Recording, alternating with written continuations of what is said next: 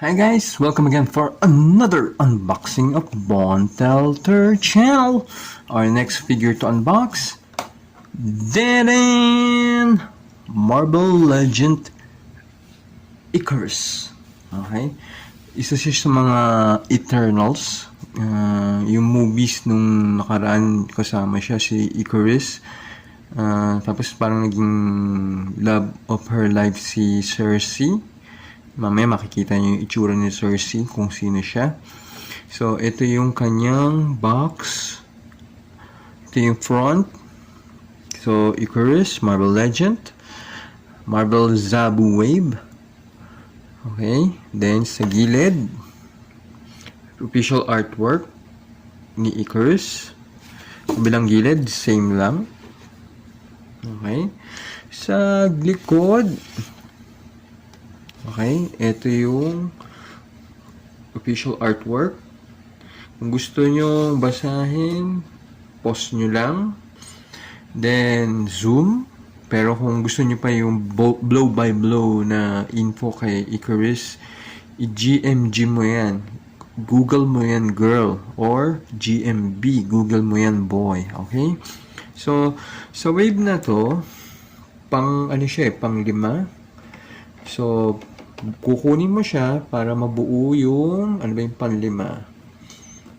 Yung paa ni Zabu sa dulo, yung buff. So, ito lahat sila. Para makumpleto mo to, bubuuin mo to, kailangan mo muna siyang kolektahin. Okay? Kahit hindi na si Superior Iron Man. Pero, nung unang nireview ko siya, tingin ko pangit. Pero dahil may lalabas na mga ibang Iron Man armor, tingin ko kailangan yun na rin to. Yung unang, kapag nakamas siya, tingin ko normal lang siya. Pero kapag ganyan ang itsura niya, medyo may dating. Okay? So, ito na siya. Ito nga pala yung taas, yung top. Ito yung ilalim. So, wala masyadong salita. So, yan si Icarus. So, si Icarus ay lumabas noong... Okay. So, next na ating gagawin ay i-unbox na to in 3, 2, 1.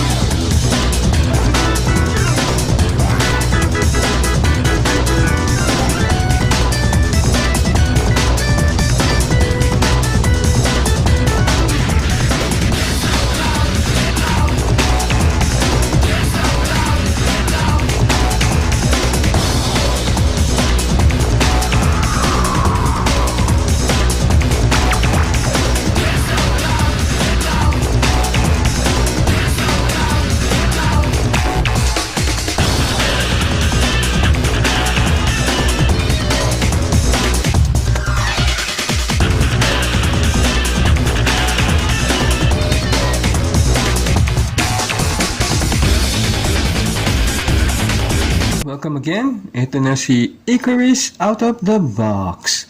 So, yung nasa likod, yung mga Fantastic Four. Wala akong masyadong kilalang naging alliance niya. Except sa isa, kay Cersei. Ito yung lumabas nung nakaraan, yung Tupac kasama si Black Knight. So, hindi naman yan ang uusapan natin ngayon. Ang pag-uusapan natin si Icarus. Ano ba ang mga kasama sa figure na to? Okay? So, yung una, yung buff parts ni Zabu. So, okay. So, okay. Ito siya. Ito yung likod. Opposite nito yung kay Cable. Okay. Table. Okay. Yun ang kulang ko pa rin hanggang ngayon. Yung sa may mga kakilala dyan na may magle-let go ng MISB, let me know lang ha. Yung Philippines lang ha. Wag sa ibang bansa. Medyo mahirap kasi kapag sa ibang bansa. Mahal yung shipping fee. Okay. So, yung susunod, yung kanyang extra arm. Bali, ito. Okay. Parang grabbing hand to eh. Or flying hand. Yan. Okay. Sa figure na tayo kay Icarus. Tingnan natin.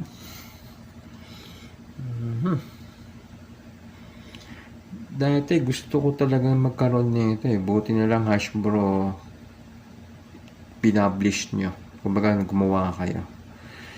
Not bad. Not bad sa itsura. Maganda. Okay. Sa likod. Okay. Maganda naman siya. Ano ba yung pinagkaiba niya kay Kazar?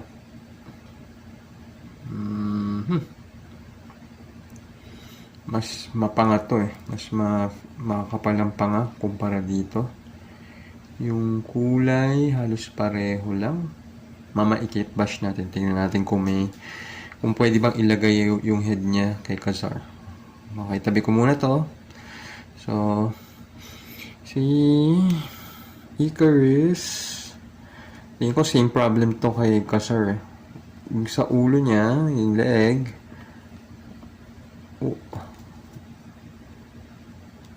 mayuyuko mo siya ng ganyan. Yung sa leg. Okay. Maitataas mo. Okay. Ay, natanggal. Wait lang. Maitataas mo yung ulo niya. Makakatingala siya ng ganyan. Medyo okay siya kumpara kay Kazar. Tapos, yung katawan, wala siyang butterfly joint. Okay, kasi dahil dito siguro sa design ng tatlong emblem na to. Okay, sa kanyang abdomen, meron siya. Okay, maganda. Oh, bakit ito maganda? Hindi siya yung kitang-kita, hindi katulad ni Kazar. Okay. Makakayuko siya ng ganyan. Makakatingala siyang ganyan.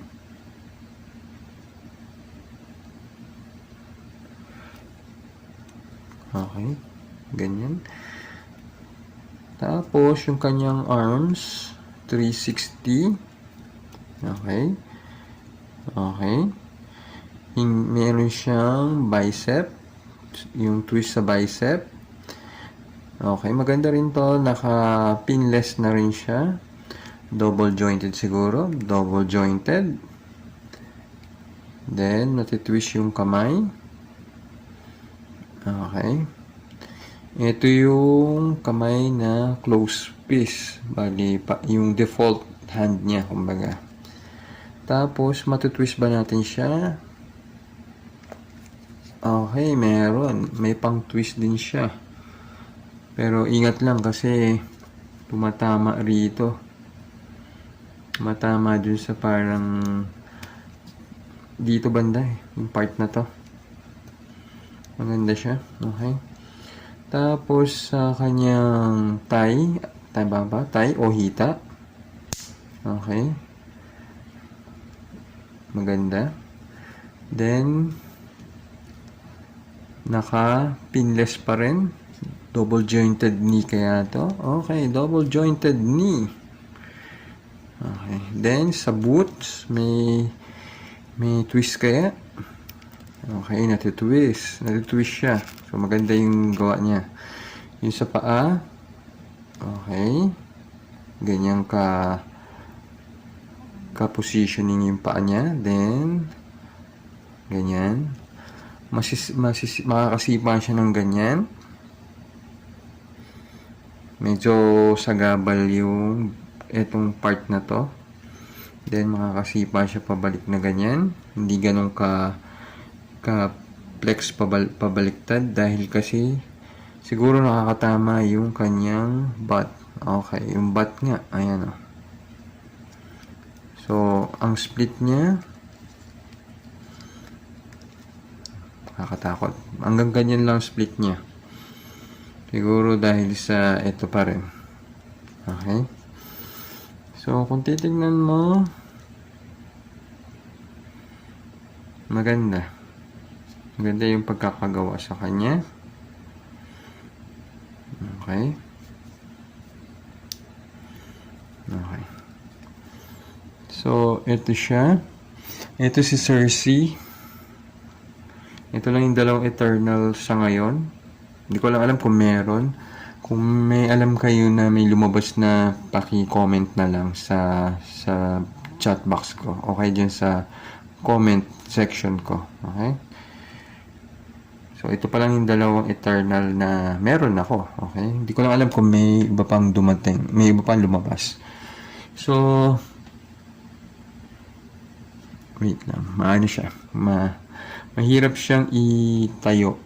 Kumbaga. Okay? So, gagawin natin itong si Khazar. Tignan natin kung okay ba yung ulo na ilagay kay Ikaris. Okay? Tanggalin natin si ulo ni Ikaris.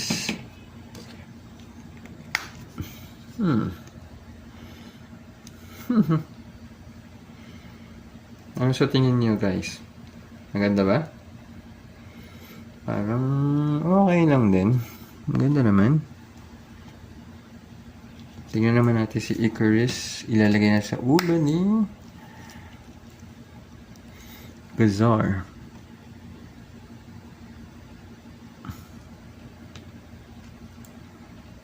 Tingin nyo. Parang siyang si He-Man, no? Okay. Maganda naman. Maganda yung pagkakaano niya. Pwede mo i-bash talaga.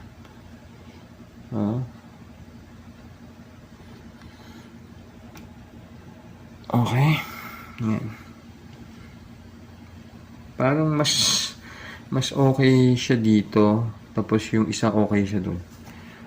Sa feeling ko sa opinion ko. Ewan ko sa inyo kung okay ba. Pero ibalik na lang natin. Kasi hindi yan talaga ang ulo. Okay. Oops, sorry.